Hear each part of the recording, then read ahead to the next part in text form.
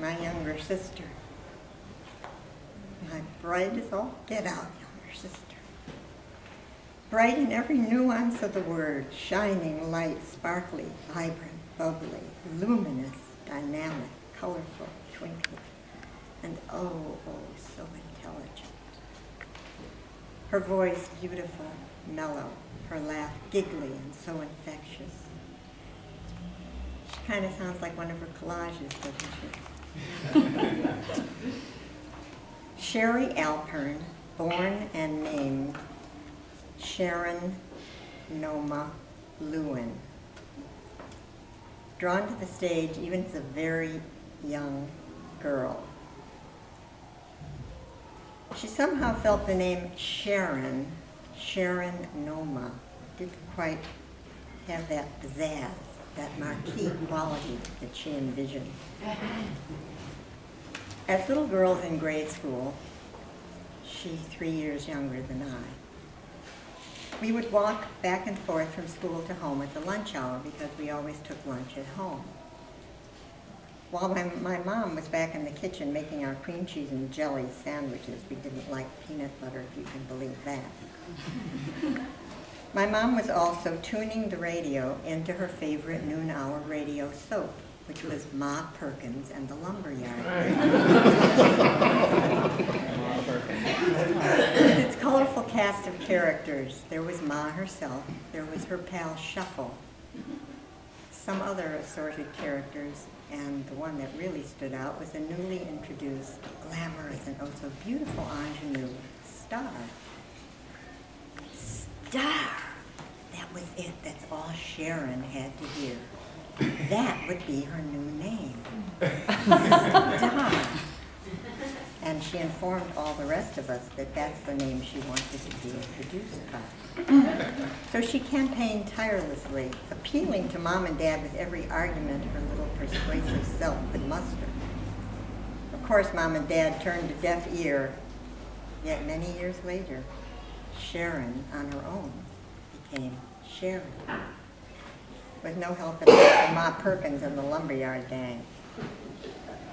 For me, my little sister will always be Star, and she will always be shining.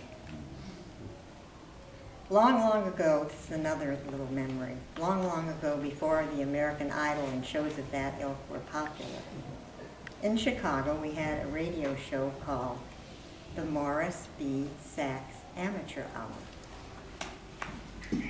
Morris B. Sachs was a local businessman, and he owned this haberdashery shop. He also produced this weekly hourly show, auditioning local amateur talents to appear on the show, perform, and be voted on by the listeners. The one receiving the most votes would win first, second, and third prize. And the contestant would come back the next week to claim their prize if they won.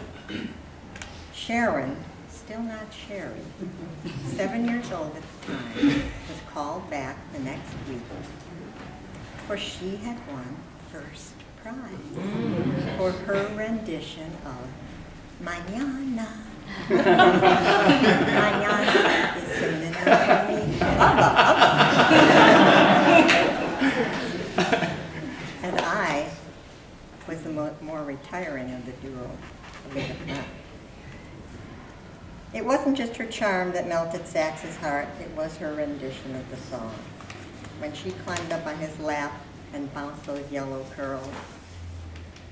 Oh.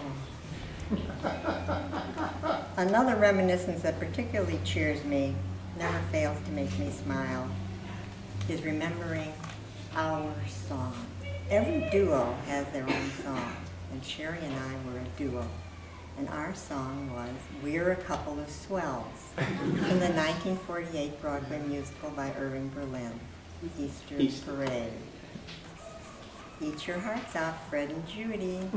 Sherry and I made a powerful team with our floppy hats and our tramp outfits and our oversized jackets. We were ready for all the big houses, and they engaged us. We sang for temple sisterhood luncheons, family club varieties, backyard barbecues and picnics, kitchen stage shows, Girl Scouts, Boy Scouts, YMCA, YMHA, anywhere, anytime, we were available to perform with the boys. I wasn't as comfortable on the stage as Sherry was, but with her urging, I became her sidekick. So much fun. We hammed it up with our silly faces and mimicry.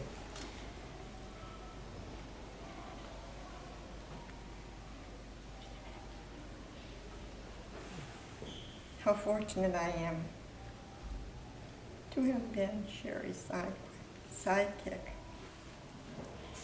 I will always have this swell remembrance.